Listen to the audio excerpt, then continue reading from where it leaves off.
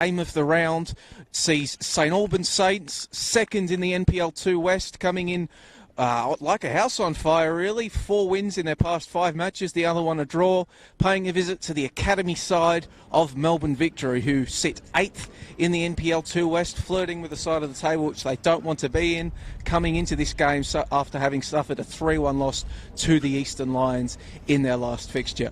My name is Joey Lynch, and we'll be seeing Melbourne Victory in their traditional blue kits, kicking from right to left to begin your game, and St Albans in their away white strips, kicking from left to right. I am joined here on co-commentary by Josip Herzog. Josip, what do you think we're going to see in this one? Well, look, it's going to be an interesting contest, 100%. I mean, St Albans, like you said, they're like a house on fire. They've had a very good start to this season. They've proven that they can close out games and get, results in games that maybe would have gotten away from them in past seasons. But a young Victory side here is going to be tough to break down. So an early goal for the Saints, we'll probably see them go on for victory. But the longer the game stays in the balance, I believe that maybe Victory have a chance here. Well, we'll take you through the starting lineup for a fixture that I am unofficially calling the Tommy Pondolyak Cup. Tommy Pondolyak, a key player for both St Albans and Melbourne Victory over the years. For the hosts, the starting lineup, we have number 5, Anthony Laban, number 19, Anthony Lesiotis, number 7, Thierry Iridukunda, number 10, Yazid Said, number 11, Brandon Lawton, number 13, Matt Bozanovsky, number 15, Aidan Mustanaganic, number 18, Stefan Ristic, number 20, Liston Diaz, number 22, the goalkeeper, Branko Skocic, and number 24, Will Wilson.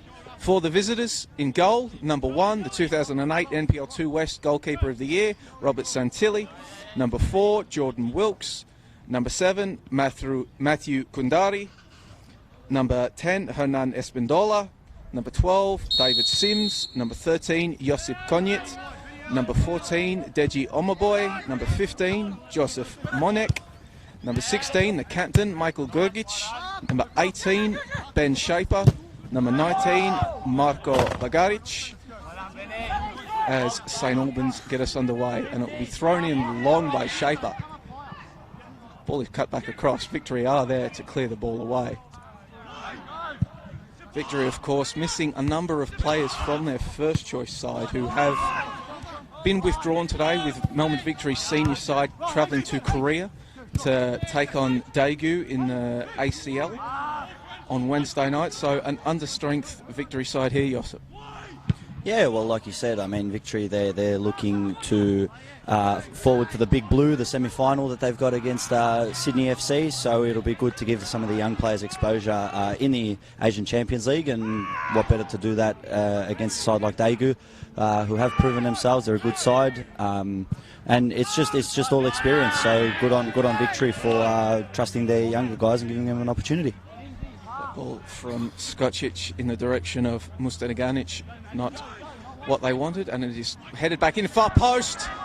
Skocic desperately punches the ball away there, and Loughton will be forced to a bit of trickiness, and he'll be forced to go long to clear. Ristic. Mustanaganic. Back to Ristic. Laban. Looking for Said, but it's cut out by the St Albans defence.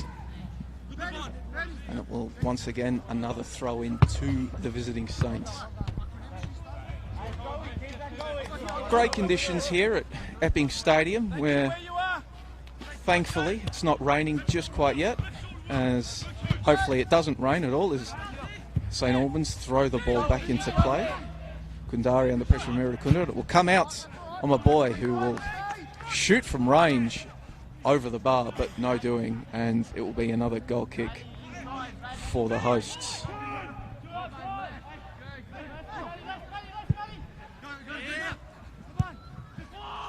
Ball flicked over the top in the direction of Said, but Santilli very close to coming out, almost out of his area there, but he'll collect and hoof the ball back forward. Route 1 football here, goalkeeper to goalkeeper, and Skocic will collect. Lawton.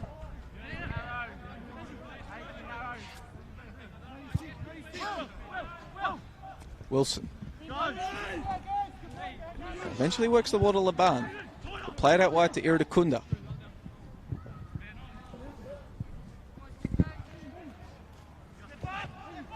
Lesiotis, wearing the captain's armband today, Lesiotis. He has been employed as a 6 with Victory's A-League side, but it looks as though he'll be, as the flag goes up for Saeed, looks as though Lesiotis will be playing as a centre-back today. And you think Josip just being forced to play at such a young side, one of their better players in Lesiotis is just forced to become a bit of a utility and slot in at the back. Well, I mean, it's important for young players when they're coming up through the ranks, not only to be able to play a single position, but to be versatile. I mean, especially when you're coming up through a system like Victory, if you're needed for the senior side, you're needed where they want to put you, and you have to be capable of playing it or you'll get replaced. So, looking at the Victory, it looks like they've got Lawton at right back, Lesiotis and Bozanovsky as the centre-backs, with Mustanaganic at left back, Wilson as the 6, with Laban and Ristic in front of him, and then a front 2 of Diaz and Saeed as Laban, who's intercepted here by the Saints. They can move forward. Bagaric. Bonic. Sorry, my apologies. Looking forward. Well, Josip, how are you've seen a lot of the Saints. How are they lining up today? Oh, well, you've got Monek playing the left. You've got Hanan Espandola in the middle. Matthew Kandari is a utility as well, one of the hardest workers on the pitch. Very interesting to see Dominic Falla on the bench, the player of the month for the Saints for the last 2 months. He's been playing amazing football. He's been one of the key players in the lineup. And then good to see Deji Omaboye back after he lost his closest friend, and that's why he wasn't able to play against Port Melbourne. But the Saints were able to get a result against Port Melbourne in that cup tie, just showing how much squad strength they have, that even without a couple of players missing here and there, that they're still able to grind out results. As we see Ristic move forward for Victory, but a number of players get in there, with Gretić sticking a foot in.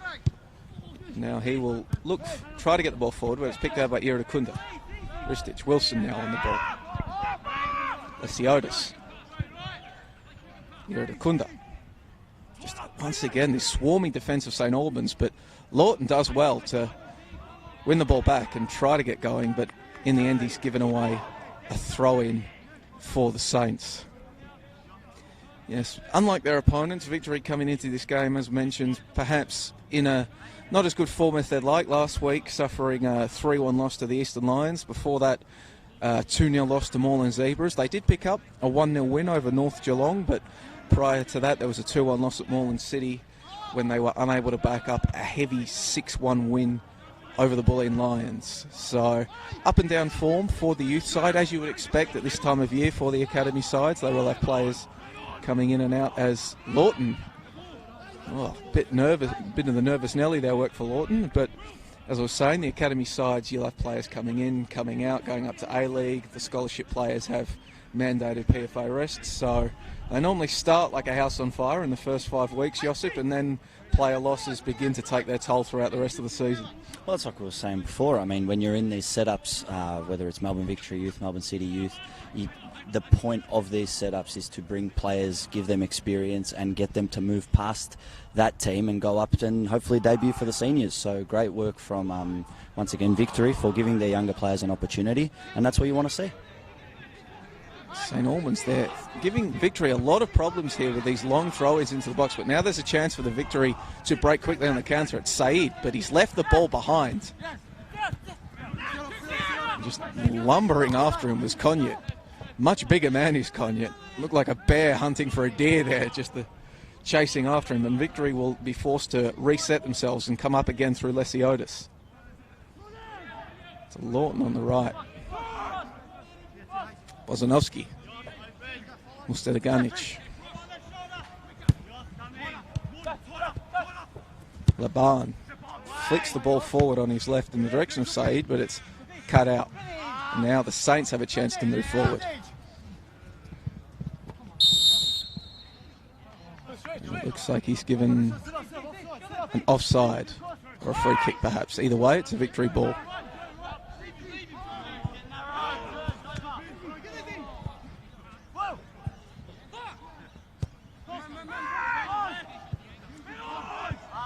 Good press here from the Saints, and they're giving Victory all sorts of problems. Oh, my boy.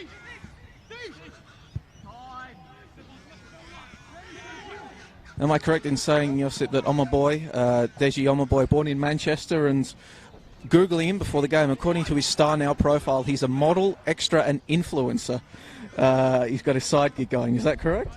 I'm not too sure about the side gig, to be honest. I haven't discussed that with him, but we have done 2 post-match interviews, and I've had a couple chats with him behind the scenes.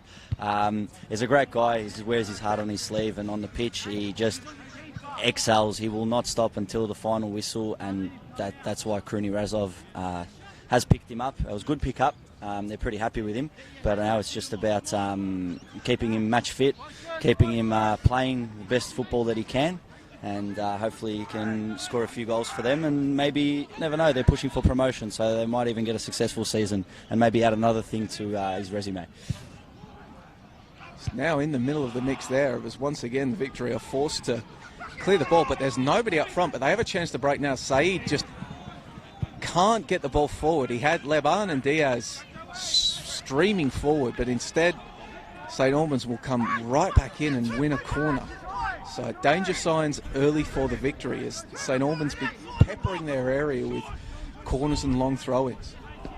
Yeah, well, Victory's trying to play out. They're trying to play a nice, beautiful system, passing the ball around, moving it. But the Saints' press so far has been really good. I mean, I've seen Anthony Leban a few times. He's grabbed the ball just inside his attacking half, and he's looking for Saeed with a long ball instead of maybe playing it around.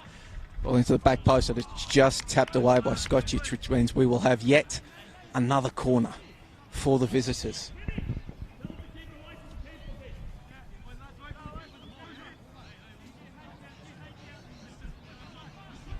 Just as we begin to ticking over 10 minutes played here at Epping Stadium. Still no goals. St Albans pressing hard, however, and you would have to say on the balance of play that they have had the best of it early. As another ball is swung in, back post, headed back across the face, but this time it will be a goal kick for the hosts. Of course, as is so often the case for both the Victory and City Academy sides, these smaller developing bodies can be susceptible on set pieces, but they'll move forward now as Ristic flicks the ball to Diaz. Leaves the ball behind him, but he goes back and gets it. And he'll eventually win a free kick for his side in a somewhat dangerous area, and they'll take it quickly. Ristic to Lawton. Swings the ball in. Diaz gets a flick, comes back, and how did Laban not score there? He had an open goal, and he's just somehow, put the ball over the bar. Well, the ball's come over, everyone's left it, and it's come to Laban on the right foot, and sort of like a Mo Salah there, just could not get that finishing touch. As he's whipped it with his right foot, it's just maybe he's leaned back too much and just over the bar. That is a really good opportunity for Victory, who haven't been able to really create much because of St Albans' press, but that is something that they need to convert if they really want to get anything out of this contest. Yes, I doubt Laban will want to see replays of that one. An absolute golden chance for the Victory goes wanting, as really they've been under pressure so much in these opening stages that really could have flipped the game on its head, much in the same way that their A-League side on Friday night were under significant pressure. Jag a goal and the complexion of the game completely changes. Of course, I'm sure Victory head coach Gareth Naven would absolutely love to have a striker like Ola Toivonen running around there today, though. Well, if you look back at it, I mean, that quick free kick, they didn't waste no time. They didn't wait for anything. The quick free kick was played out to the right. The ball was whipped in, and St Albans were caught sleeping. But what a great opportunity that was for Anthony Leban. As now it'll be the turn of St Albans to tee up a free kick and maybe put something in. Players queuing up there. Floated in.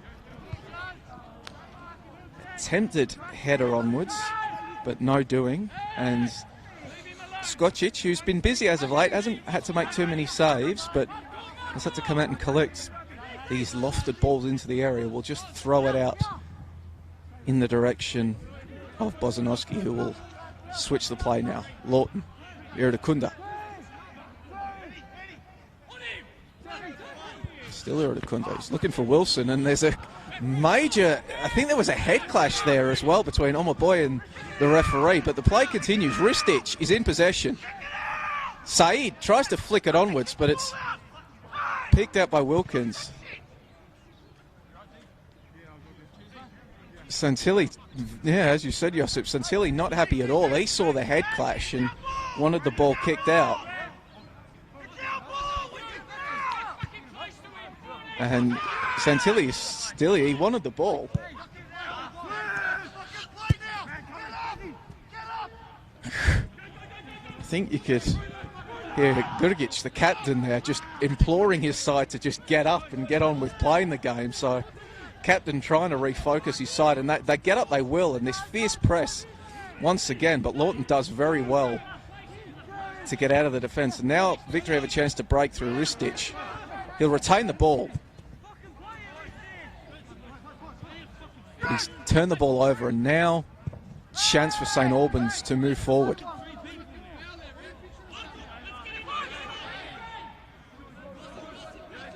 It was Espandola there that won the ball for St Albans. Espandola, perhaps a familiar name to some observers of A-League football. He spent time with both Melbourne Victory, and now it's another collision. St Albans are not happy at all, and that Thierry Iridakunda will go into the book for that.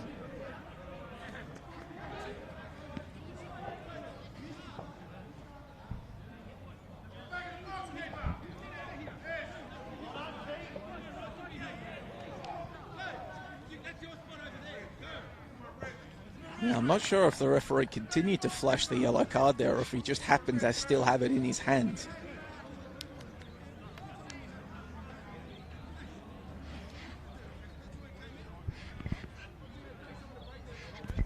Looks as though he's booked Santilli as well. So the St Albans goalkeeper, who was infuriated when the referee had a head clash with Omaboy,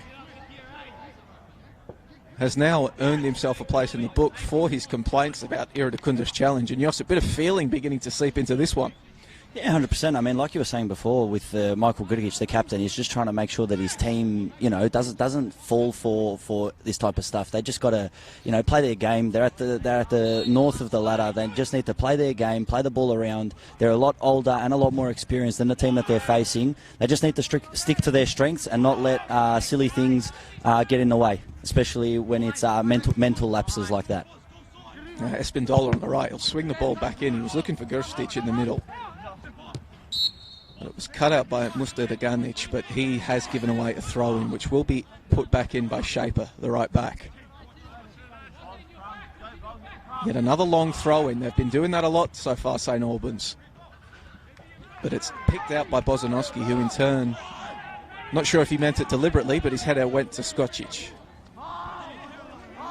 So the physical advantage of St Albans, they're bigger and stronger, and they're looking to get these long balls into the box for Omaboy, who is clearly, well, you can just see him running around there. He's a lot more muscular and stronger than the Victory centre-backs. Bozanowski, not a small bloke by any means, but he's not as, well, he's taller, but he's not as thick, we'll say, as Omaboy. So potentially a mismatch there that St Albans can exploit as they'll try to come up once again.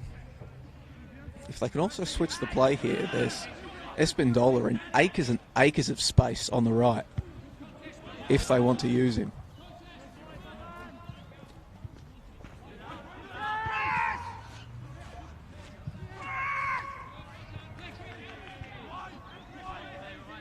Victory, however, will collect the ball in clear play back to Skocic, who's put himself under a bit of pressure there and he's forced to just go long, but it's cut out by Shaper.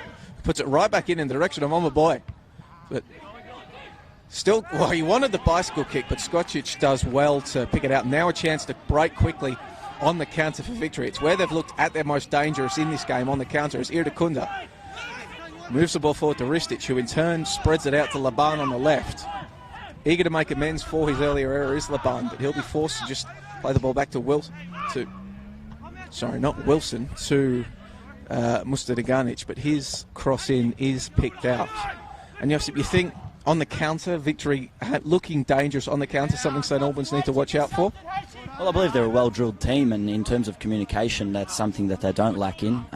You're taught that, especially in the academy, make sure that you're constantly talking, and that's what they do. And they know where everyone's going. They know their rotations, and I mean at this current point, they know that they're probably not going to hold most of the ball because of the physical strength of the Saints. So the counter, if that's the way that they got to attack, then they got to utilise that to their best ability. But chances like Anthony Laban had there in the first 10 minutes, that's something that they need to convert, because these chances do not come often. Another long throw in by Shaper in the direction of my boy, but it's cut out by Lawton. Back to Shaper now, under pressure from Ristich, but he'll get to the byline, swing the ball in, but it's gone out for a goal kick. St Albans wanted the corner, but instead it will just be a goal kick taken by Skocic.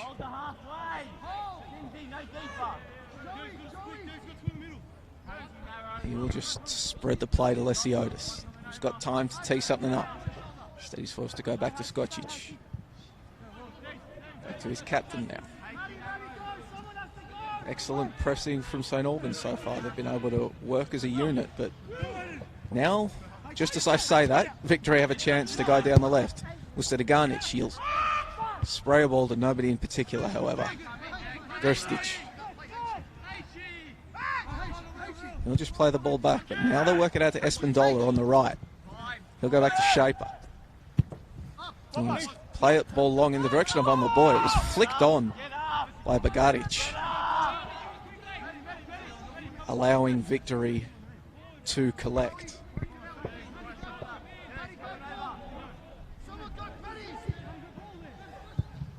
Ristich, he'll turn the ball over. Fight for it back. Once again, a bit more physicality sleeping in his Lesiotis. He's forced to go back. My boy's done well there. He cut off the angle to the goalkeeper, and then he let Lesiotis know that he was there as well. Lesiotis didn't like it, yelling out to the referee. This is better for Victory. Saeed now on the right. He's got support on the right and his left, but he's cut inside. Ristich! One-on-one, Ristich, it's in! Well, it took a touch just before it went in, but that was fantastically worked from the Victory. Saeed with a piercing run, flicks the ball onwards to Ristich. One-on-one with the goalkeeper, keeps his head. Man coming back to try to slide and tap it away, but he couldn't do so, and Victory have a 1-0 lead, Josip. Yeah, well, you can't really miss him with those bright orange boots, but fantastic. He got the ball, he turned, he made a run, skipped past the player. There was 2 players he skipped past there, played it through to Ristich, and Ristich was in front. They missed one shot in front of the goal, but they did not miss the second. They took their opportunity, and as I heard off the ball just then after the goal, Josip Konjat, number 13 for the Saints, saying, "Too easy, boys," and it was. Saeed ran straight through their defence like they weren't there, and well deserved. It is 1-0 victory. Yazid Saeed, he's such a good, he's a dangerous prospect. He's diminutive but lethal. Was Victory's top scorer in the Y League during the 2018-2019 Y League, and has now helped set up Stefan Ristich for Victory's first goal. Perhaps catching St Albans on their heels. They really were in the ascendancy in these early stages, beginning to impose their physical will in the contest, but now find themselves down 1-0. Does the side that came into this game sitting in second in the NPL 2 West. Shaper puts the ball in towards the back post. But just that was in the direction of Monek, but he was unable to collect the ball, and it will be a goal kick to Skocic. Well, you look now, Victory's got the lead. They've got maybe just about 20 minutes to run out the clock. If they can hold this lead, but now they can play to their strength, play on the counter.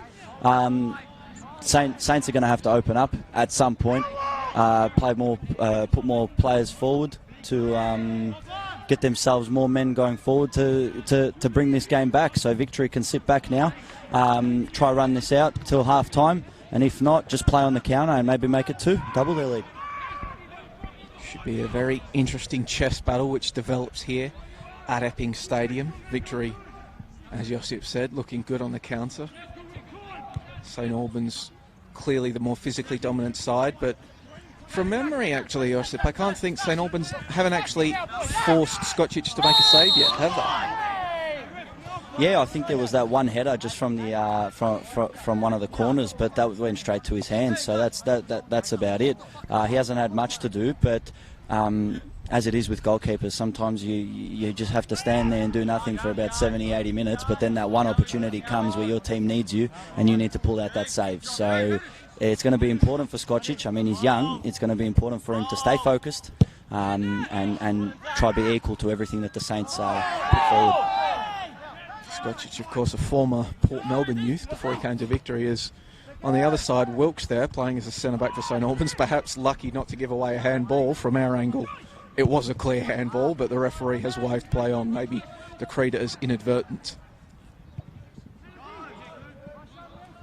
Sierra Kunda now battling in that midfield. He's supported by Ristic, who wins a free kick, and once again, that physicality coming into the game. Ristic takes it quickly. Victory try to work a triangle, and they'll eventually get it to Iridakunda on the right. Cuts back inside. Iridakunda, one of their standouts last week against the Lions. He'll look for Said. Once again picked out, however, and Ristic will try to move the ball forward, but it's picked out. And more triangle work from the Victory. As you mentioned, Josip, they are very well drilled. They're trying to set up these triangles early and often to play through St Albans. Yeah, well, just as you mentioned there, the last week they played against the Eastern Lions. Eastern Lions, of course, just got drawn in the FFA Cup against the St Albans Saints.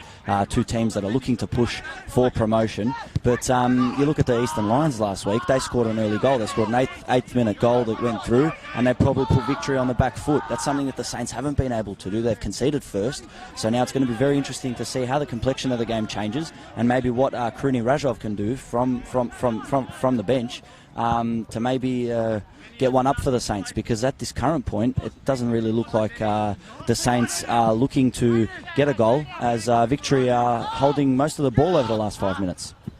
Perhaps we had watching that game last week against the Lions, this game really is maybe perhaps a mirror image. In those early stages it was all Victory with the ball, but Eastern Lions got the early goal, and one of the problems for Victory in that game is that they had a number of looks, as will pause quickly as the ball is played in by Kundari towards the back post, but it's once again cut out by Victory, but kept in here by the Lions. This is good. Monek on the left. Under pressure, and he has won a throw-in for a side. Yeah, as I was saying, Victory, well, they had all the ball against the Lions early last week, but copped an early goal.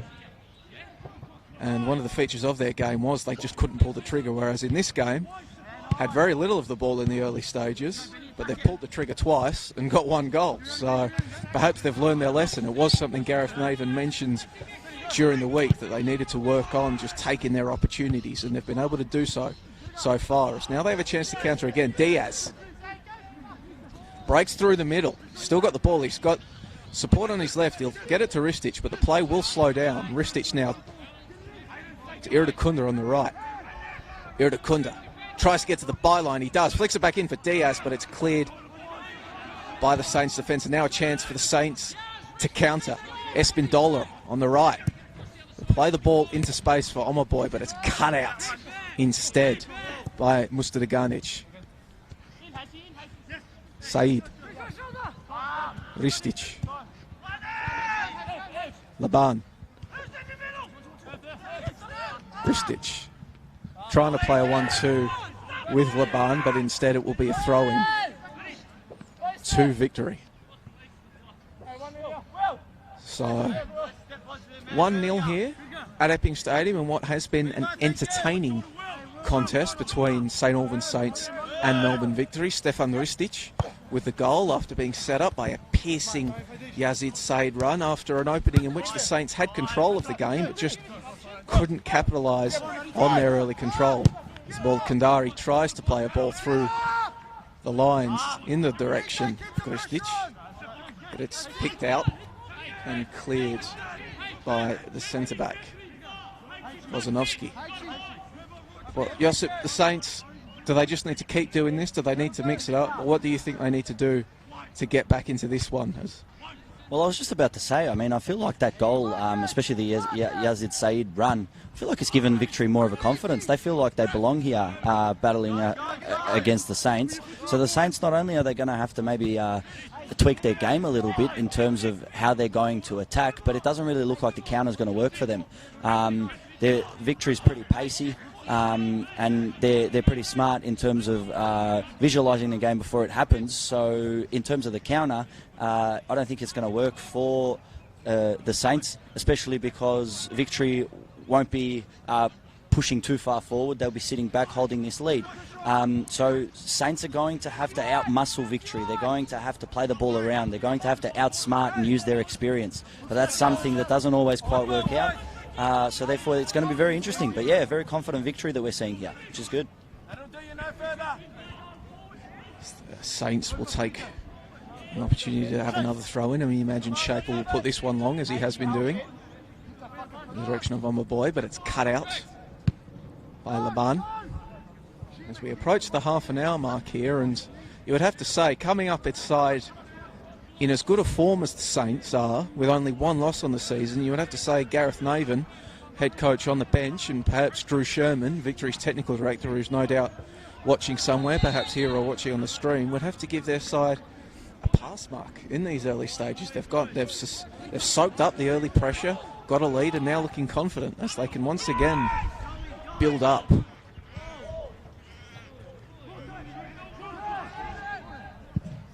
Ball is played forward long.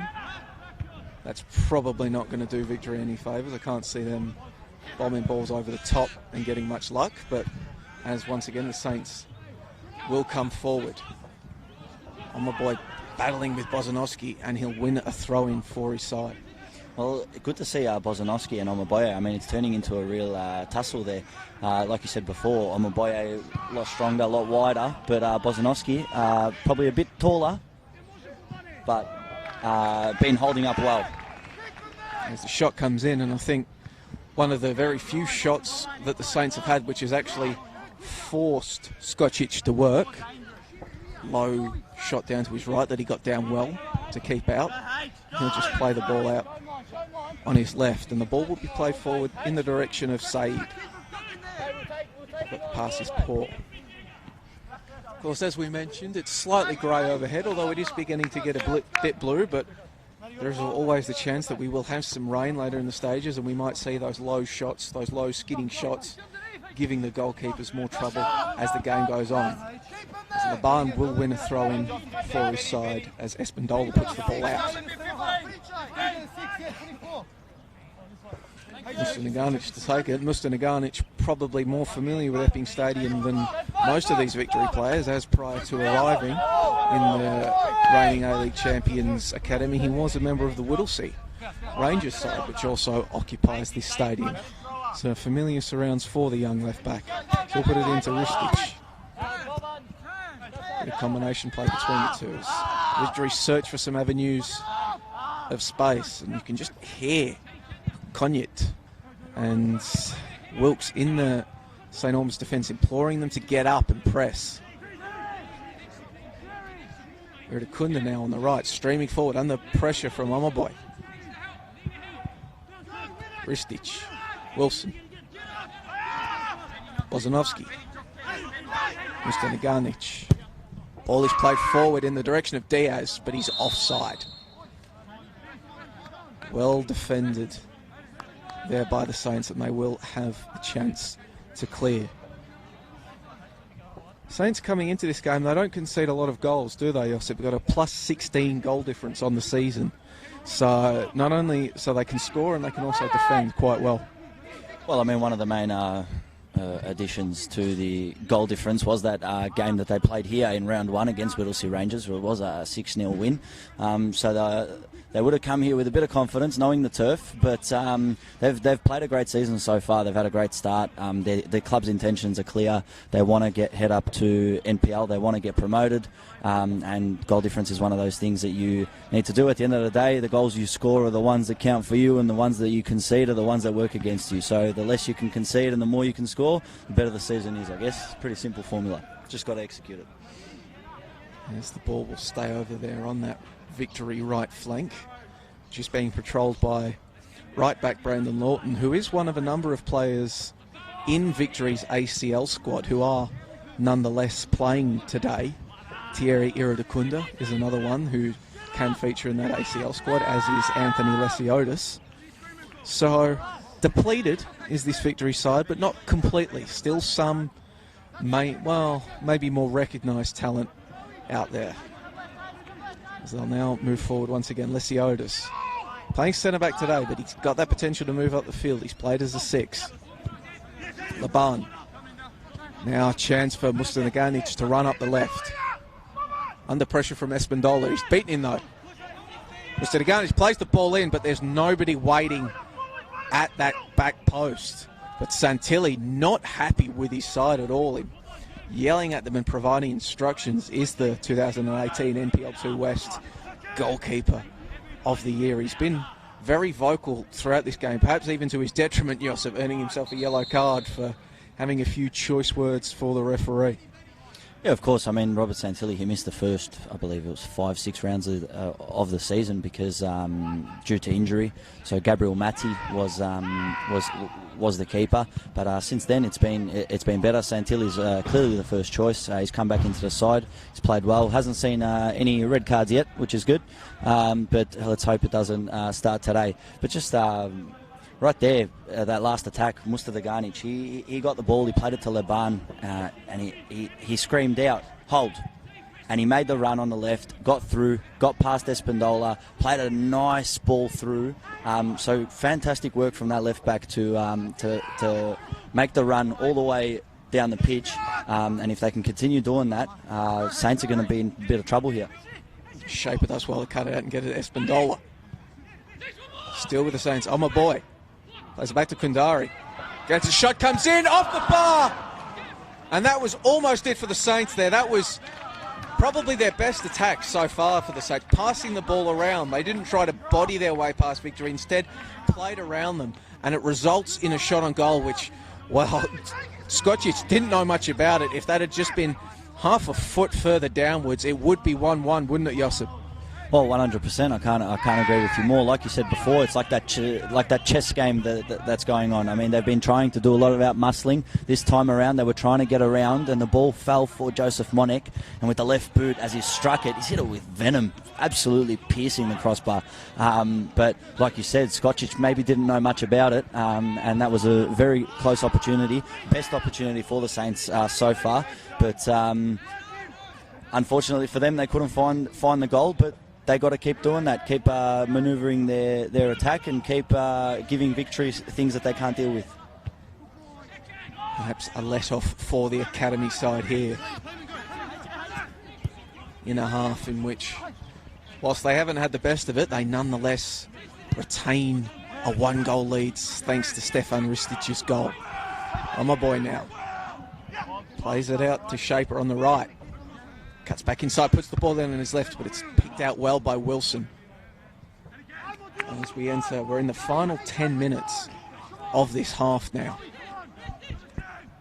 So we'll see Shaper throw the ball in once again. Goes long, but it's really no St Albans Saints player there, and would have to wonder how long they're going to persist with these long throw-ins from Shaper, because Victory, you would have to think, well, they've defended them well so far, and they're beginning to zero in on them now, where there were no Saints players in the vicinity, and it ended up being a rather simple header clear for Victory, as Skocic will have a goal kick now, and he'll send his players long.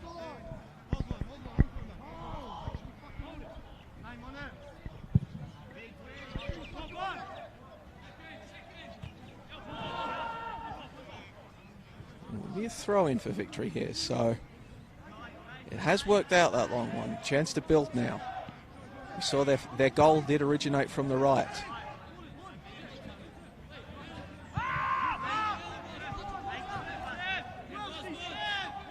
Ozanovsky. Forced to play it back to Skocic. Mustanaganic. As the sun breaks through the cloud cover here at Epping Stadium. Here comes the sun, as the Beatles sang. Santilli just hoofed that ball forward. But it's found Monek there on the left. Now the Saints forced to play back to their defence and reset. It's cut out, however, by Lawton. Lesiotis, quick feet, done well. Victory very well there, moving the ball between them. Mr. Deganic now on the left. Saeed has not been able to keep it in. Shaper was very quickly to yell there, wanted to throw in, but he's going to get one. So, promising move for the Victory comes to naught. Oh, my boy now. Oh, that battle with Bozanovsky once again. It's really turning into one of the highlights of this game. The young defender, not intimidated at all by St. Albans model / extra / influencer.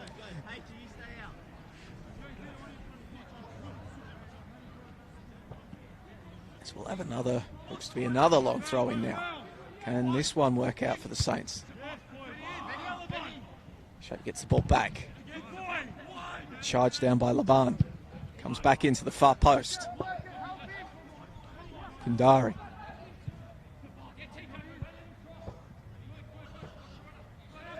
Kundari and Monak there trying to get something going, but instead Victory will win a throw-in. So another promising attack for the Saints comes to naught. Now Diaz in possession. He's done well to break out, and he'll just go down under a heavy challenge. Garrett, heavy challenge from Sims, the left back, and Gareth Naven did not like it at all.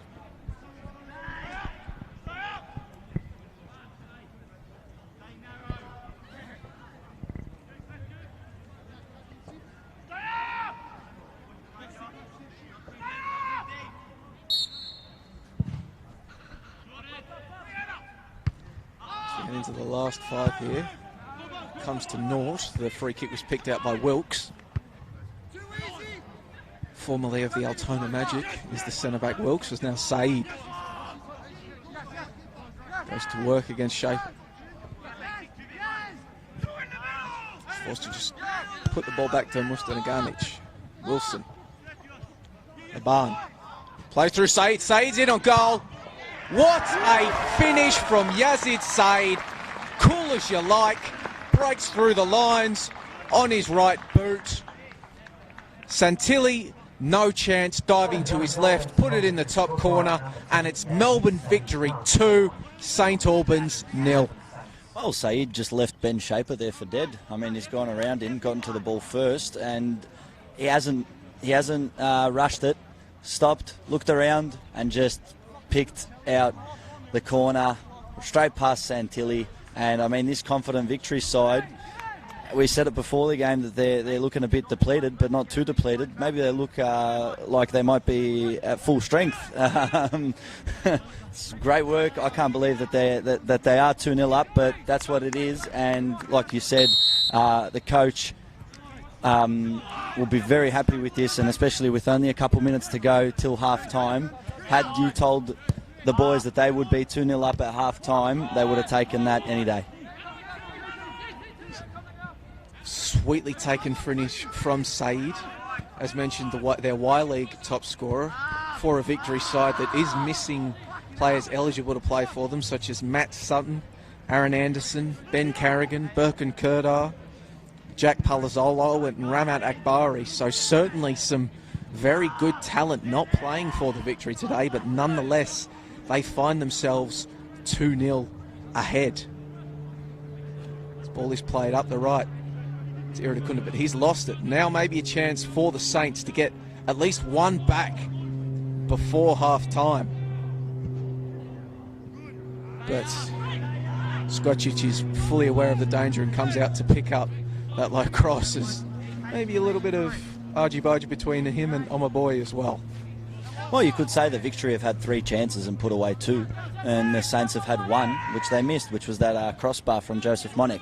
So, all credit to Victory. They've been very clinical in their finishing, and they've shown a lot more experience and knowledge than maybe their age would show. But that's what these academy teams are here for, to develop fantastic players which can get experience against larger men. I mean, you have a look at Bozanovsky. He's had an absolute battle with Deji Omaboye, the biggest man on the pitch. So they're not scared. They're confident, and they have a 2-0 lead, well deserved.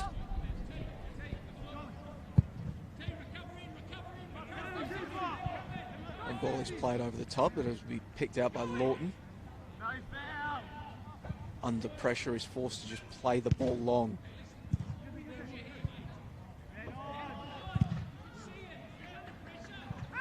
It'll be a throw in for the Saints now. Chance for them to build up. Conyett just plays the ball across to Wilkes, who then plays it across to Shaper. I'm a boy now on possession, tries to get it onto his left foot. Wasn't successful in opening up the shot, but it fell to Moniak, and he can now set the Saints up again. Ball has stayed in here. Ball, now it's floated in the direction of Omaboy, but Bozanovsky with a strong header.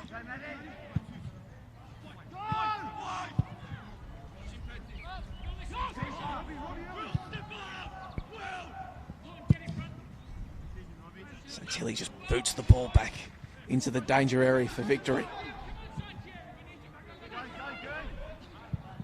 Cut back, but there's no one there. That was an excellent cutback from, I think it was Monak? From Monak. But just nobody arriving for the Saints. And that was, well, it was picture perfect right up until they needed someone to put it in the back of the net. Well, it was Monik there looking for Kandari's tracking run, but I feel like Kandari was making that run, but it was just a couple steps behind the play. And look, the Saints are not scoreless because they're not capable of scoring. They're scoreless because Victory's defence so far has been unblemished. They've been fantastic. Bozanovsky's been leading his troops from the back there in front of Skocic, which is in goals, and it's just been a fantastic performance from the youth side. Now, as we tick over into the last minutes of this half, another chance for the Saints as we're in the final seconds of regular time. Extra time to come. Ladies and gentlemen, there'll be 1 minute at a time. As the announcer announces, 1 added minute. So 60 seconds for the Saints to get something and for the Victory to hold out. Or perhaps get something if they can counter here. Ristic. He spotted a fantastic run from Laban on the left. He was looking for Diaz. Instead, it's Said on the right who cleans up. But I think it was Conyett getting back there to knock the ball out, and Santilli, well, I won't repeat what he said, but nonetheless, he wasn't pleased with the play of his side there. One final chance perhaps for the Victory to get something. Play back in by Lawton to no one in particular, and you would have to think that once he's hoofed this ball forward, has Santilli, we might hear that half-time whistle. And indeed we do. So half-time here at Epping Stadium. Melbourne Victory, the home side, taking a 2-0 lead into the dressing rooms thanks to Stefan Ristic with the first goal early in the game, and then a fantastic shot from Yazid Said to make it 2-0. The Saints have had chances, perhaps have been in the ascendancy, obviously with physical dominance over their foes, but unable to really get anything going, and perhaps some adjustments needed as they head into the rooms at half-time. Josip, how have you seen it? Yeah, look, like you said, Ristic scored a 22nd minute goal.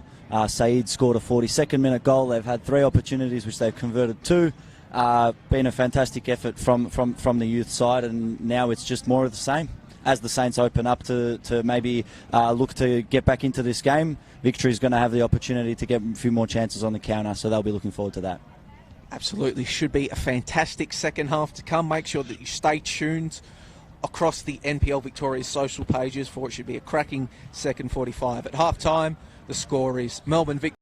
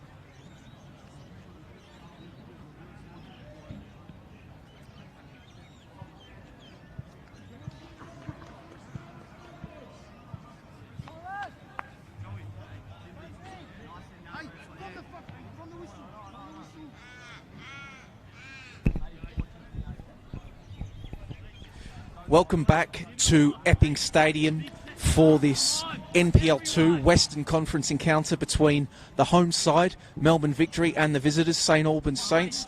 Perhaps a surprise heading into the second 45 here, as Victory will kick off holding a 2-0 lead thanks to first half goals from Stefan Ristic and Yazid Said. St Albans had perhaps the best of play in that first half, clearly have a physical edge over their young opponents, but have really been unable to do much of anything. They had perhaps one shot on target that forced one save from Skocic, another shot that went off the bar, but other than that, for all of their play around Victory's penalty area, unable to really pull the trigger and get shots on goal. I'm joined here by Josip Herzog. And Josip, how did you see that first half? And you were in the rooms with the Saints at half-time. What are they planning on doing to get back into this one? Yeah, no, I was not in the room with the Saints. I was not. I just went to confirm the yellow cards and the goals, but with the referees. But look, the Saints. I mean, I feel like their intentions are pretty clear here. They need to give it all they've got to bring this back, and they need to score a goal as soon as they can. You mentioned that crossbar effort that Joseph Monik hit in the first half. That has been their really only opportunity that they really had in the first half. Victory here now have a free kick. As Ristic floats the ball in. He was looking for Diaz, but unfortunately it was an offside for the Victory. And that was a dangerous early sign there for St Albans, wasn't it, Josip? Yeah, well, we know Ristic is more than capable of delivering a ball, and that was a nice little dink in there. But the offside flag came up as Monik breaks here. Well, boy plays it through the Monik. Monik battling there. He gets the ball across.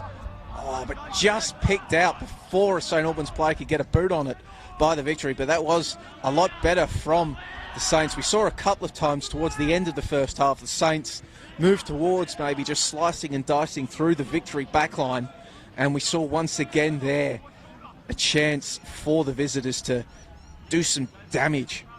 Well, that was Monik looking for Kandari once again, but Kandari looked like he was maybe a couple steps away from the play, or maybe Monik's ball was not extremely pinpoint as he may have liked, but good early signs from both sides. I mean, Victory aren't going to let this one go without a fight. They're going to want to put this game to bed and even get a third, and maybe exploit the Saints as they open up and try to get more numbers forward. I mean, you look at their bench, they've got Adam Hoda on bench, Dominic Fella on bench, David Stojic, who's...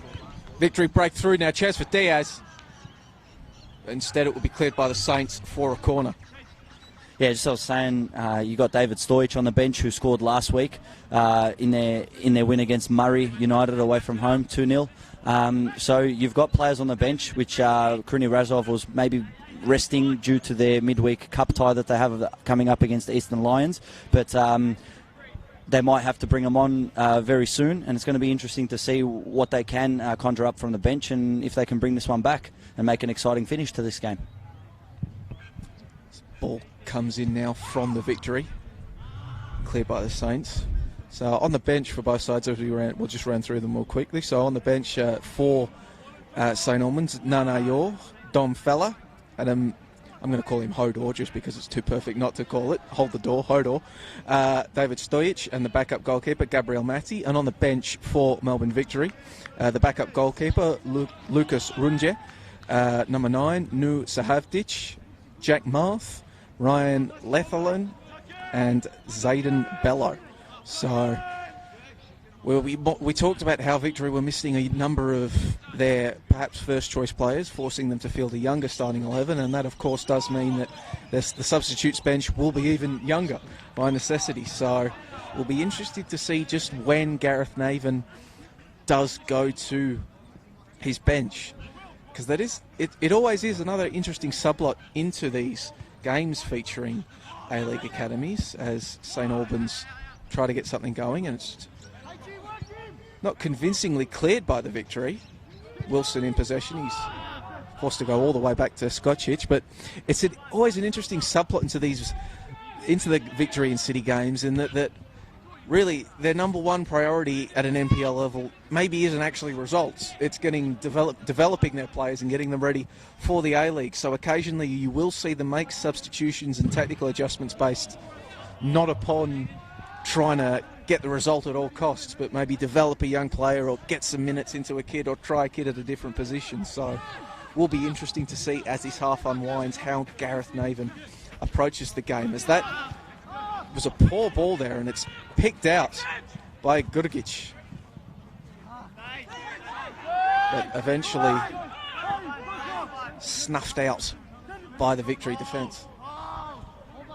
Well, like you were saying there, I mean, and I agree with you completely. It's all about development. These youth teams would not be here if it wasn't for their A-League teams. The A-League team is the clear squad that the club focuses on, because that's the one that brings the revenue in, the money in, and that's the club. That's the one that counts. But as you said, with these young youth teams, it is about development. And then when opportunities like this arise, where players can get used, away trips in the Champions League, that is priceless exposure and experience for these young players that are getting called up. And it's great to see and great to have as a part of our footballing system here in Australia. As Wilkes just lets that ball run over for a goal kick. Of course, maybe hopefully in the future we will see a system introduced where clubs like St Albans can go up against Melbourne Victory's senior side in league competition as the pyramid opens up in the future. The second division's working group, chaired by Remo Nogarado, reportedly very close to completing, if not already completing, their white paper, which will be delivered as bad foul there from Gurgic will get him his own yellow card, adding to the yellow cards in the first half to Sims and Santilius. It's taken quickly by Victory, but it will be brought back. Ristic on the receiving end of the foul there, and another chance here, Josip, for the Victory to float a ball in. They don't have the height advantage, but maybe they can work something out trickily. Well, once again, it's Ristic on the set piece with his favoured left boot. He's going to try whip this one in, and they've got a few numbers that are going to head to the box, and the Saints are really going to have to make sure that they stay dominant in terms of the physical part of the game. Now Ristic floats the ball in towards the back post. There's a clash of bodies there. He was looking for Bozanovsky, but no doing, and it will be a goal kick that will, from all accounts, he's waving the players forward, so it looks like Santilli is going to put his boot through it, and he does so.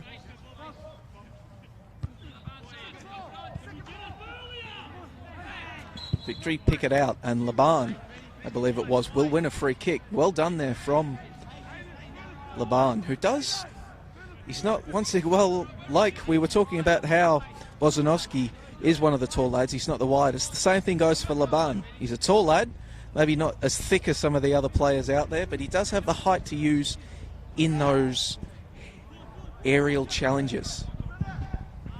Ball is now played long by Shaper. Espandola.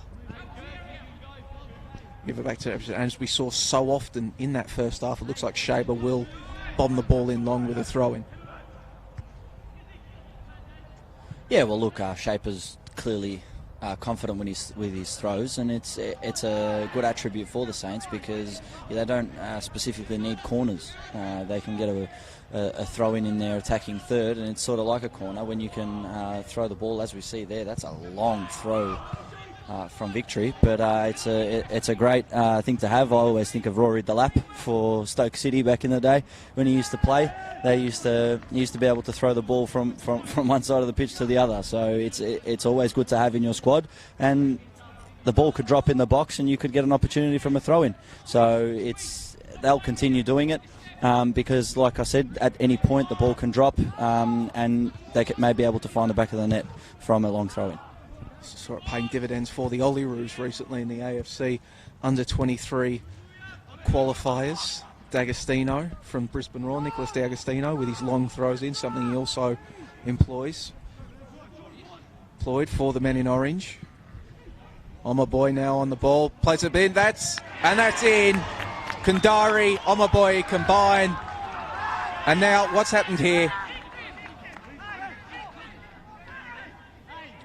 Well, it's 2-1 now. The Saints pull one back.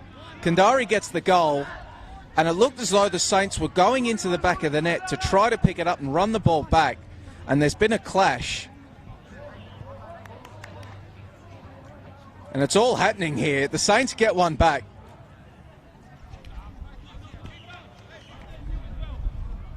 And, well, as I said, Josip, it's all happening. Yeah, well, that was a great, nice play there. Kandari started with it, gave it to Omaboya. Omaboya cut it back to Kandari, and he's put it into the back of the net. And then I think it was Monek who rushed to get the ball out of the net so they can restart the game as soon as they can. And then there was an issue there with getting the ball back, and there was screams out saying that maybe Skocic had kicked Monek or Monek had kicked Skocic. Not too sure what decision he's going to make. But what we do know is it is Melbourne Victory 2, St Albans Saints 1. And the referee gives a yellow card to Skocic and Monek, which is probably fair in this instance, and we play on. Well, we did see a bit of feeling seeping into this game at times in the first half, and now with the Saints bringing one goal back through Kandari, all to play for, as Victory will get us going once again.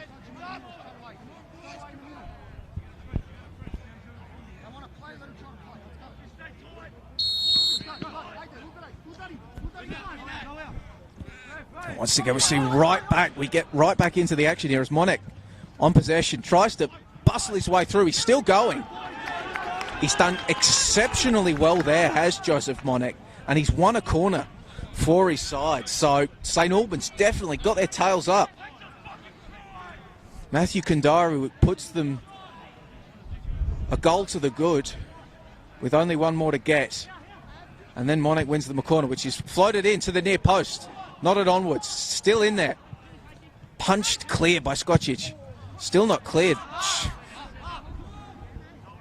Ball came back in, was blocked out by the defence, and it's now a throw-in. But St Albans clearly tails up. They want this. Pushing hard.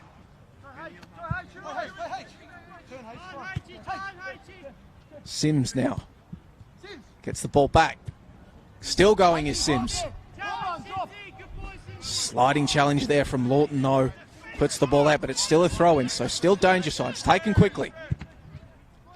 Put in, well, attempted to be put in by Grcic, but he's won a corner for his side. Victory need to settle here. The Saints are coming hard. Yeah, the Saints are coming, as you two in Green Day sang.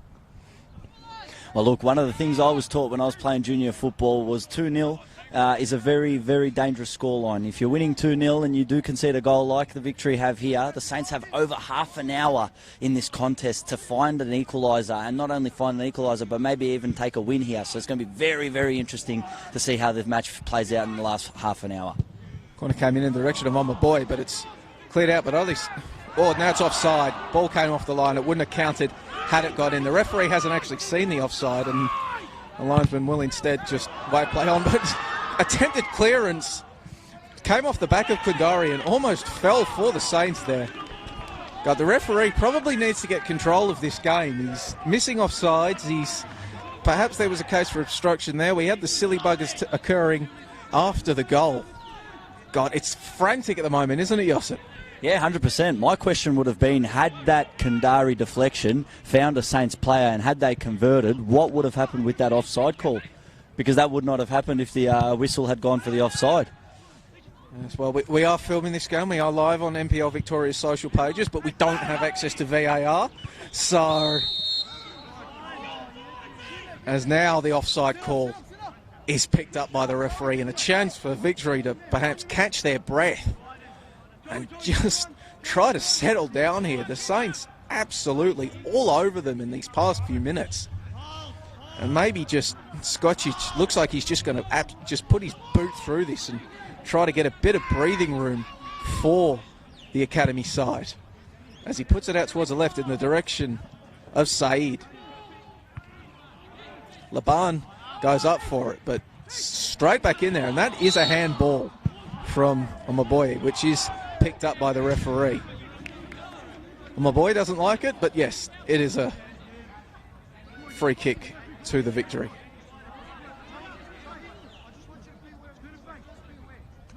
So they don't appear in any rush to take, so maybe just trying to gather themselves. And Bozanovsky will stand over it.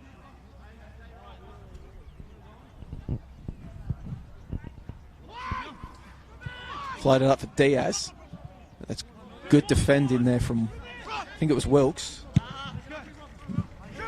Bagaric, sorry. Now Victory will keep the ball.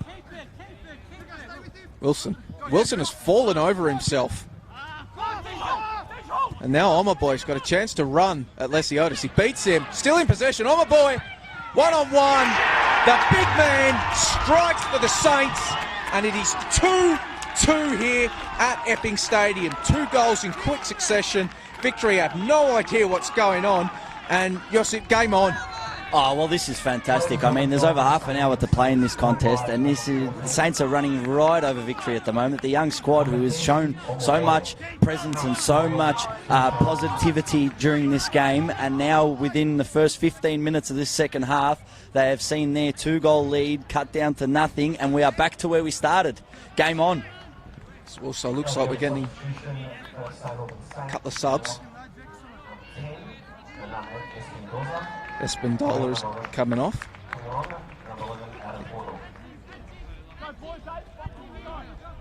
Espindola was replaced by Hodor, and I'll just ask Josip, did you say what the other sub was? Dominic Fella has come on for Matthew Kandari. So, as Nusa Havdic has also come on for the host, so 3 changes there after the goal. Can barely keep track of them with the sun in our eyes here on the hill opposite the grandstand at Epping Stadium. But perhaps the Saints smelling blood and Victory desperately trying to stay in this game.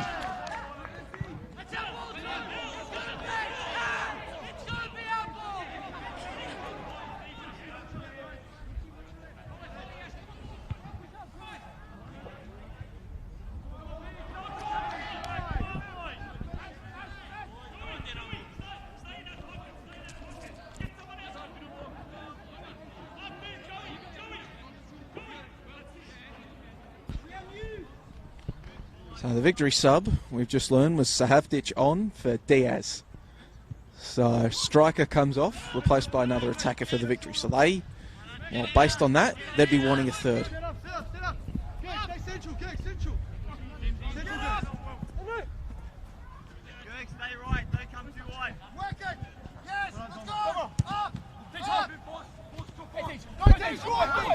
Oh my boy, again, he's beaten Lesiotis once again. Lesiotis is having an absolute mare of a time trying to mark the big man. But Victory can break. Ristic in possession. He'll look for Saeed on the left and he'll find him. We'll play back to Laban. Saeed, but the ball is cut out. And now a chance for the Saints to break. Their fans who are here are up and about. They've kept going. Working down the right here. The Victory are back in numbers. And that will be a free kick. Wilson gives away the free kick for the Saints to take in a dangerous area. It looks like Monek is walking over to take it. So the tall timber for the Saints moving forward once again. Danger areas for Victory. They do not, well, no team ever wants to go behind here, but you'd think if they cop a third here, their heads would begin to drop. Yeah, well, as this ball comes in, it looks like it's just going to peter out. Not much there. I mean, Grgic had that header, but it was not directed properly. But as you said, I mean, if the Saints do get a third here, it might be a good night for the Victory. But they've surprised us in the first half, so I'm not going to put it past them to maybe Victory to come up and get one on the break. The Saints won't be settling for a 2-2 draw. They want to win. and so they're going to continue opening up and pressing this young Victory side. It's just going to be a matter of who can convert and who can be clinical. Once again, the Saints will have the ball on the right. They've turned it over as their bench implores them to be cleaner, but nonetheless they get it back quickly. Danger signs for Victory. The ball comes into the area. That's a fantastic tackle from Wilson. Saints coaching box wanted a handball. They didn't get one, but nonetheless they can have the ball once again. Just very dangerous here for Victory.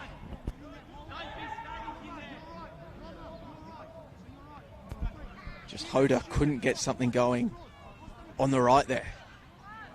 Once again, we'll see Shaper wander over and put a long throw into this penalty area. It's very long, and that one's found the head of a Saints player. Gurgic, the captain.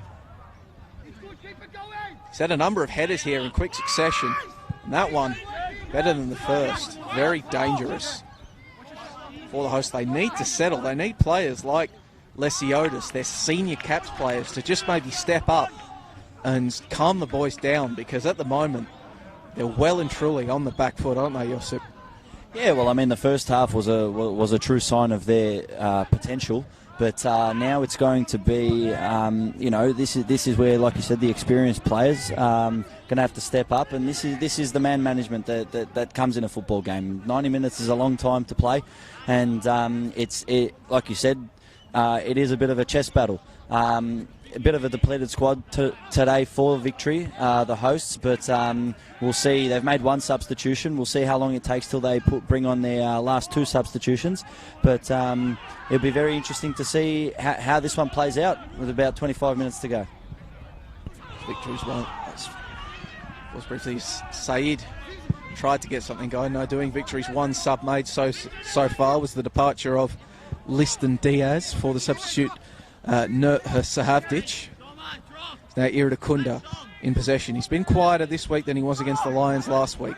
They'll need him to lift if they want to get something going for the Victory. It's Gurgic competing with Lawton, and he's won a throw in for his side, which will come in from Sims, the left back. Sims, he gets the ball back from Fella. Iridakunda though.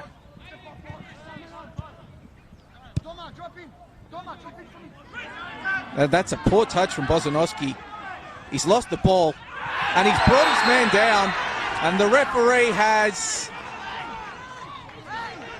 It's a yellow card to Bozanowski. Was it inside the area? Was it outside the area? Bozanowski brought down Monek, and from our angle, it's a penalty. The captain, Gurgic, to take it, so disaster for the hosts on the very edge of the area.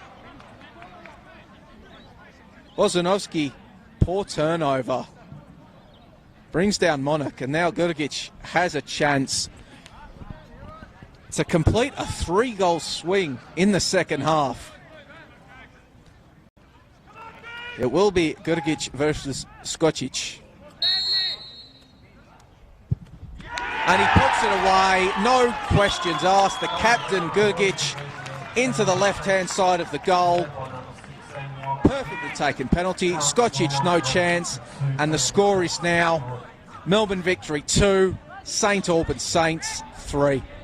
Well, that's that pace of Joseph Monek. I mean, he was...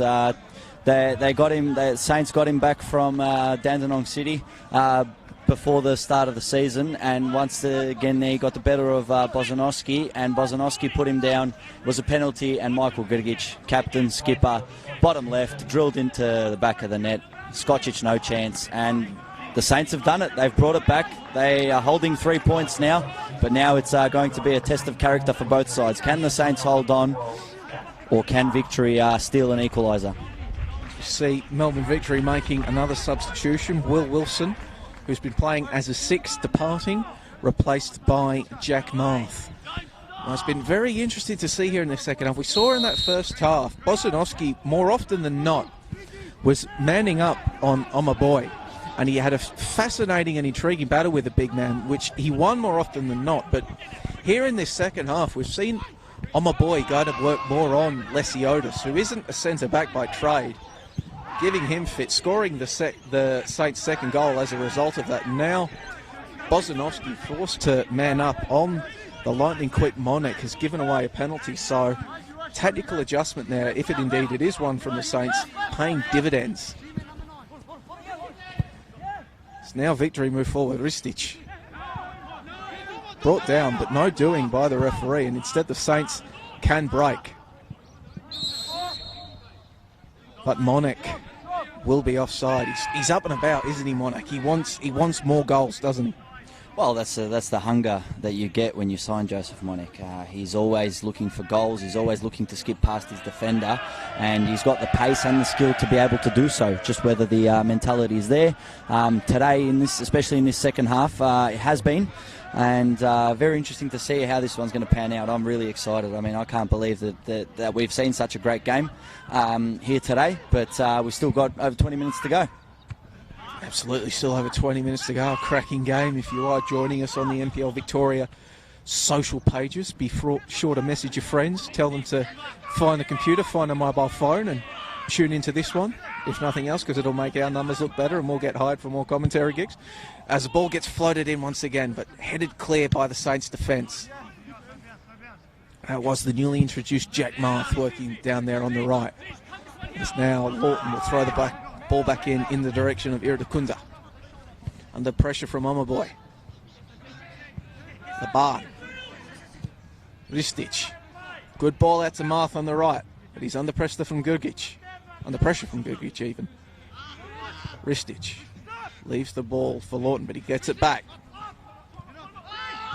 Iridakunda. Good defence here by the Saints. They're moving and working as a unit. Saeed. Lightning quick. Shot comes in, easily saved by Santilli. But that was better from the Victory, wasn't it, Josip? Just patiently working the ball around, trying to find an opening and just maybe settling down after, well, their heads would still be spinning after conceding 3. Yeah, of course, it was a nicely worked attack there. Unfortunately for the hosts, Santilli, experienced goalkeeper, he saw it the whole way. There was no deflection, nothing to put him off there. So it was straight into his hands. But Victory, they're not going to settle for this. They had a 2-0 lead. Ristic with the shot. Let's go wide. Sorry, Josip interrupted you there. Well, Ristic interrupted you there. That's all right. But yeah, just it's going to be very interesting to see how this turns out. Where Victory, they were 2-0 up. They now find themselves 3-2 down. They're not going to be happy with this result, and if it stays like this, they're going to believe that they could have got more out of this one. So they're going to continue and give it all they've got. This is a final for them. Absolutely, Victory. Well, they came into this contest sitting in 8th position on the NPL 2 Western table, and well, with the coming reforms to the NPL system in Victoria coming in next year, with the NPL, VPL 1 and VPL 2, if you are an academy side like Melbourne Victory or Melbourne City, perhaps not disastrous for your seniors if you find yourself sitting in VPL 2. But for the under-20 sides which accompany them, these really the pick of the bunch of these teenagers throughout the country, you want them to be playing against the best of the best that would be playing in NPL or VPL 1. So it's one of the low-key storylines, I feel, of this season. Can these academy sides, not so much for themselves, but for their under-20 sides, stay up in the VPL 1 next season? As, once again, Monek breaks through. Monek shot! 4-2 St. Albans. Put this game to bed. Monek with a 4th, and really, that has to have broken the backs of this Victory opposition.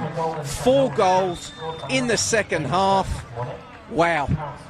Yeah, well, you say 4 goals in the second half, but we've got over 15 minutes to go. So half an hour, 4 goals. I mean, after having a first half of only maybe making one opportunity, Monek makes up for his previous miss, and he's got a goal here. Fantastic work from the Saints. I mean, Monek, just the lightning speed, got past the Victory defence there and tucked it past Skocic. Like you said, 4-2. The Saints, they've got their 3 points in their hands, but they have not secured it yet. Game on still.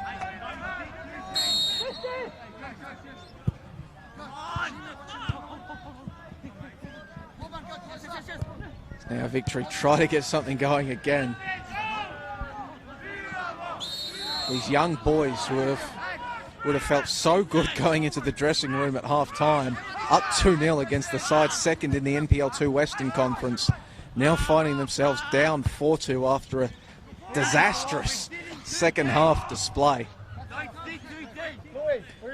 Got to give credit to the Saints for the way that they've approached this game in the second half, but this is not what head coach Gareth Naven and technical director Drew Sherman would have wanted from their boys in the second half. As once again, Saints can move forward. Oh, my boy working. He's got space in front of him that's opened up. Splashes the ball out to the right.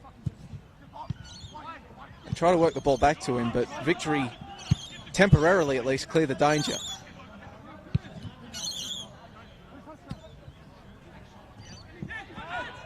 And spatterings and spitting of rain begins to fall. Sun is still out, at least for the moment. But perhaps a metaphor for this game, for the Victory, as the sun disappears behind the cloud, darkness prevails. Not just at Epping Stadium, but perhaps on Victory's chances of winning this game.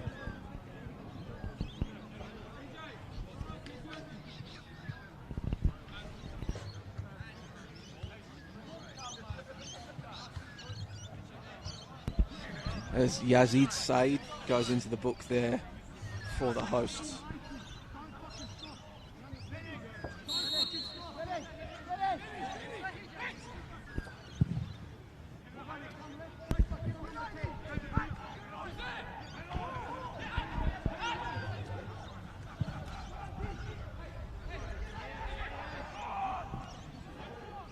Once again, St Albans having a bit of joy down the right flank here in this second half.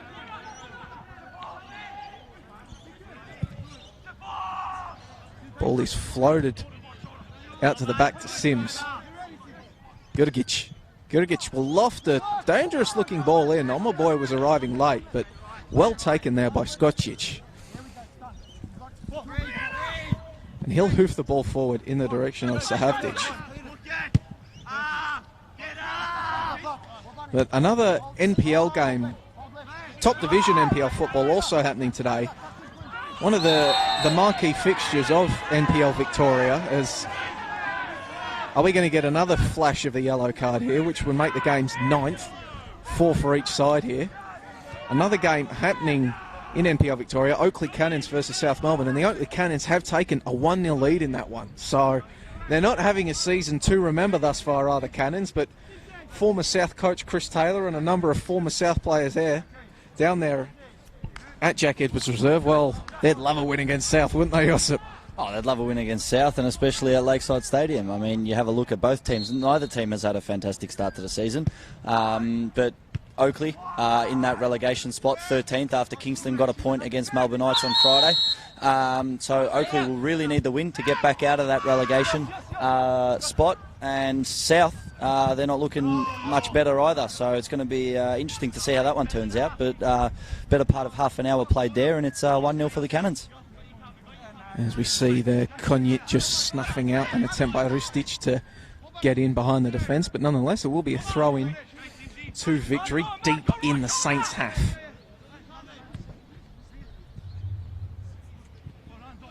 Lawton trying to go to work, but it's well defended by Sims. But he's given away a throw-in, which he doesn't like.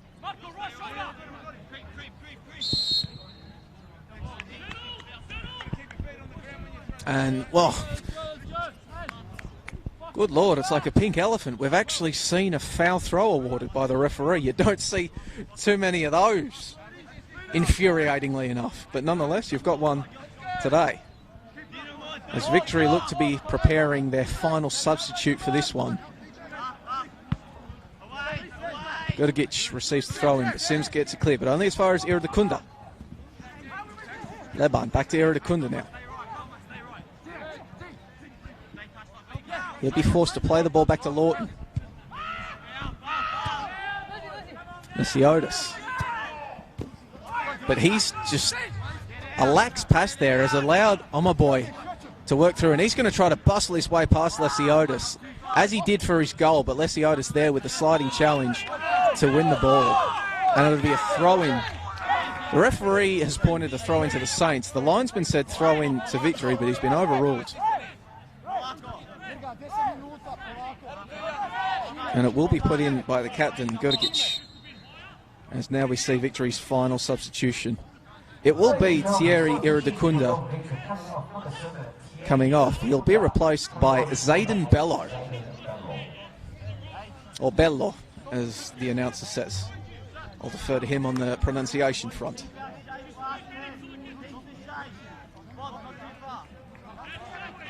And it will be Gurgic on the left.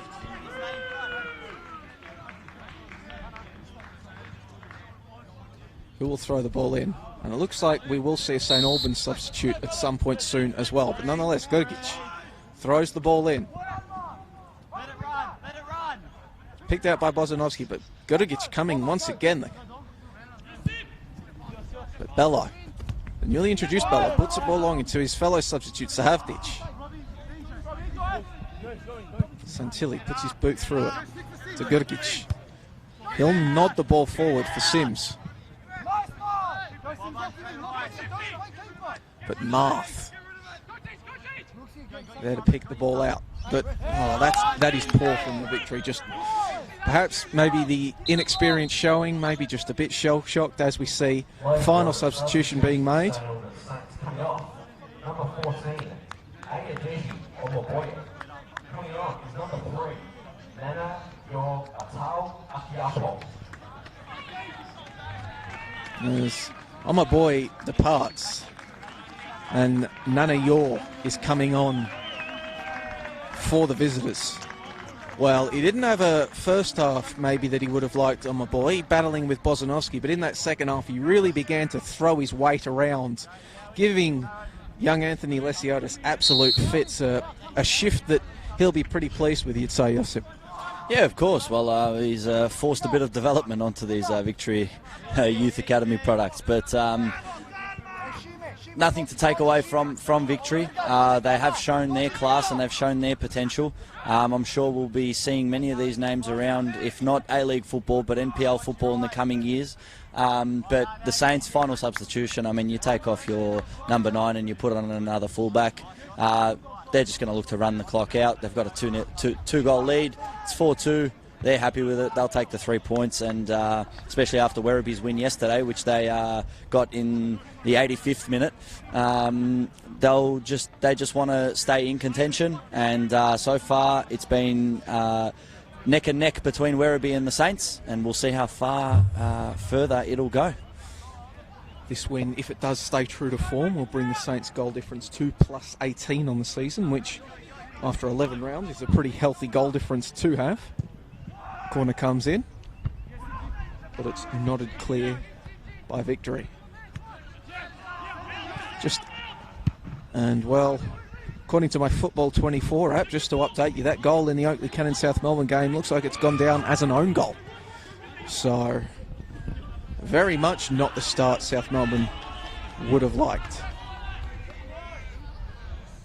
Of course, there is also another NPL 2 game happening today, the NPL 2 East, NPL 2 Eastern Conference between Box Hill United and Springvale White Eagles, and at this stage of the game, that in the 68th minute, that is 1-1. So it looks like an intriguing contest there between Pythagoras and the White Eagles.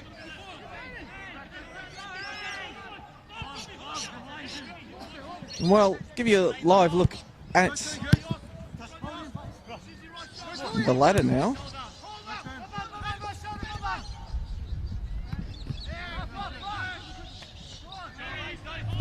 Yeah, and it appears that, well, thanks to this healthy win, St Albans will actually go top of the NPL2 Western Conference. Should, of course, this result hold, second will be Werribee City, maybe surprise packets, the surprise leaders up to now of the NPL2 Western Conference. But beyond them is the Moreland Zebras, North Geelong, Brunswick City, Geelong SC, Moreland City, Melbourne Victory Youth, Whittlesea, and then last Ballarat City. So really, well, it was a first half to forget, but second half, which St Albans will very much appreciate, going top of the NPL2 West on goal difference. Victory will stay 8th as a result of the game. And really, you would have to say, pretty safely in 8th with Whittlesea Rangers, who are 9th only on 4 points compared to Victory's 13. As Victory get themselves a late corner here, maybe they can spoil that goal difference a little bit. But in the Eastern Conference, top of the Eastern Conference, as we head over into our final 5 minutes of regulation time, Eastern Lions still top of the East on 23 points, but just 1 point over Northcote City, who had a good 6-2 win over Melbourne City Youth yesterday. Third is Bulleen Lions, looking to make that jump straight back into the NPL after being relegated last year on 21 points, followed by Scott Miller's Lang as chance for Monet to put himself about, and for St Albans to break, maybe get a 5th, but they won't get it. Yes, in 4th place, Scott Miller's Lang. Behind them is Manningham United. 6th is Melbourne City's Youth. 7th, Box Hill United, who are currently drawing 1-1 with Springvale. 8th, the Goulburn Valley Suns. 9th, Springvale White Eagles. And then in 10th position, Murray United, who started this season on a points deduction, but now, if current result stands, are only 2 points behind Springvale. So, all comes in from Victory, but it's easily collected. So, the regional side, they had a task ahead of them to avoid bottom place, but slowly but surely going about it as Santilli boots the ball long. And as we see an update from Lakeside, Ethan Gage has had to depart that game for South Melbourne, replaced by Dean Beravescos. So things going from bad to worse for Hellas at Lakeside.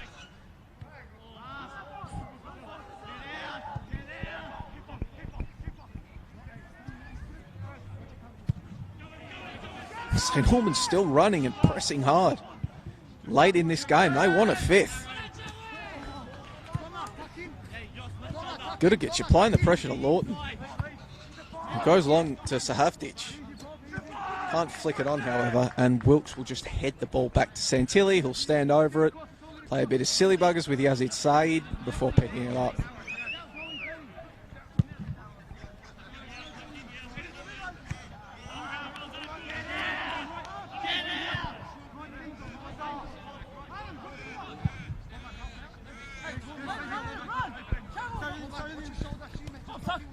More cross-conference action, NPL2 West versus NPL2 East next round, which means that these two sides will play sides from the East. Melbourne Victory Youth will be clashing with Langwarrin in a very intriguing game. Scott Miller, the former A-League coach, going up against an academy side, suffered defeat against Melbourne City Youth in his other crack at an academy opposition earlier this season, while St Albans will take on Springvale White Eagles. So, intriguing contest, that one. Would think St Albans would go in heavy favourites in that one, but you never know in NPL football, do you, Josip? Yeah, well, you don't. I mean, at the end of the day, the Saints, as much as it is important to win that one, after this match, they turn their focus towards the Eastern Lions, which they face on Wednesday night at the Knights Stadium in round 5 FFA Cup. Yes, round 5, I believe. So that's what they've got their eyes on. I mean, after their big win against Port Melbourne, they want that one, and I believe whether it's a win or loss, they'll start thinking about Springvale after Wednesday. As the ball is floated in by Victory. Matt at the far post, but just unable to flick it on. I think it was the Ristich.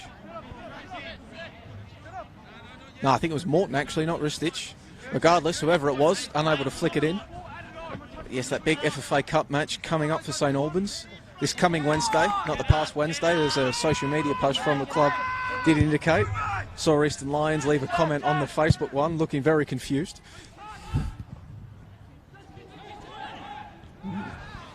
Yeah, as Josip is now pointing out to me, that means that the FFA Cup tie on Wednesday will also be first in the NPL 2 East versus first in the West. So perhaps a preview of an NPL match next season if results hold, as it will be a late free kick for Victory as the sun begins to set properly and the lights come on here at Epping Stadium. Really at this point, maybe as you can tell from mine and Josip's conversations, really just killing time here until the referee blows the final whistle. Not much else likely to happen. We are just about to head into extra time now as the 90 minutes expires now, and we'll have 4 minutes of added time. Floated in by the Victory.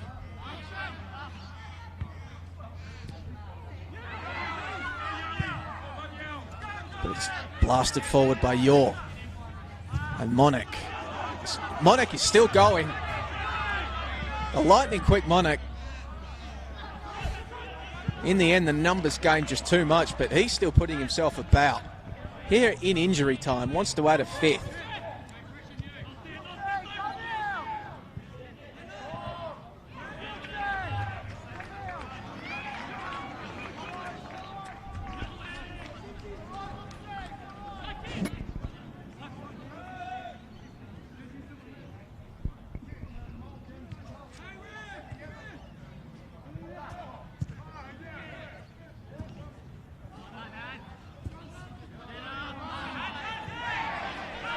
Oh, now this is not what we want. Players have come together and feelings bubbling over. Ristic did not appreciate the close attention being paid to him. And we've already had quite a number of booking this games, and you have to imagine we'll see another one there. That is not what you want on a football pitch, coming together.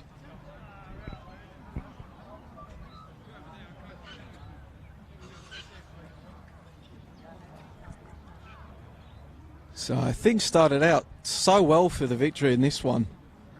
Stefan Ristic putting the side ahead in the 22nd minute of play. Yazid Said getting a second in the 42nd minute with scintillating run and shot. But then in the second half, well, things fell apart. The St Albans fan wants VAR. It's going to be a yellow card to Hoda and Ristic for that coming together. St Albans fans wanting VAR. They want Ristic sent off for lashing out. But yeah, as I was saying, things all went wrong for Victory in that second half. Kandari got one back for the Saints in the 55th minute before Omaboy brought them level in the 61st. Then a penalty by Gurgic in the 69th minute. We're going to have a drop ball here. Saints fans wanted him to shoot. That's not going to happen. Gurgic with a penalty in the 69th to make it 3-2.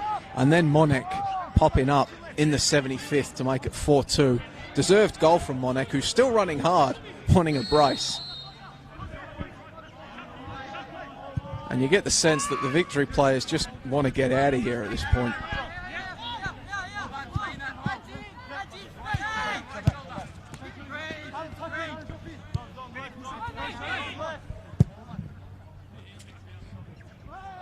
Just hoofed long by Lesiotis in the direction of Said, but Said, not the tallest attacker in the world, unable to bring it down.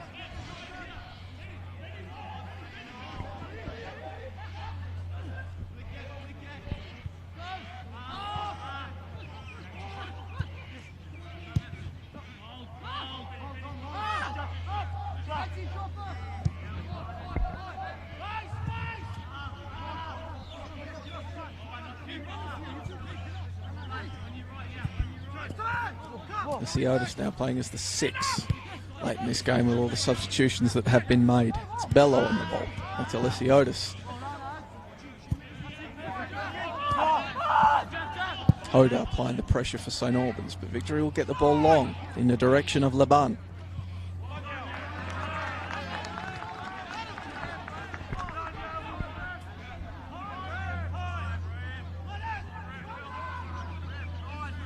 Said. Bello wanting the ball on the right. Instead he goes back to Lesiotis, who now works the ball to Bello. Touches paw. And Gurgic will just flick the ball up the field. Marth under pressure from Bagaric. Will play it back to the goalkeeper, but that is full time. Well, the second 45 opened up with the Saints staring down the barrel of a 2-0 defeat, and it will instead end with them celebrating a 4-2 win. Goals in the first half. Taristic and Said had victory cruising, but then the Saints respond. Kundari, Omaboy, Gurgic and Monek, all adding goals in the second half to see the Saints run out for a deserved 4-2 win and top place in the NPL 2 Western Conference. Josip, what were your thoughts on that game? Yeah, well, that was really enjoyable to watch. I mean, you don't really see 6 goals in a game very often, but we start to see it in the NPL, and the Saints, all credit to them, after a disappointing first half where they didn't really create much and were maybe starting to get manhandled by a Victory youth side. Fantastic work to get back into the game. They came out with a clear purpose in the second half. They had their equaliser, their 2 goals back before in the first 15 minutes, and they've done a great job to bring this one back and lift themselves up into first position. So credit to the NPL 2 West leaders, and also props to Melbourne Victory, who came out with a purpose today. Like you said earlier, depleted, but showed fantastic signs and potential. So great work from both sides, and it was a really enjoyable contest to watch. So thank you for having me. Absolutely. Well, as you said, some definite things from that first 45 at least for Gareth Maven, Drew Sherman, possibly even, if he's watching, Kevin Muscat to work on, if you are watching. Hi, Muskie. Nonetheless, for Josip Herzog, I've been Joey Lynch from Epping Stadium, where it's finished Melbourne Victory 2, St Albans 4.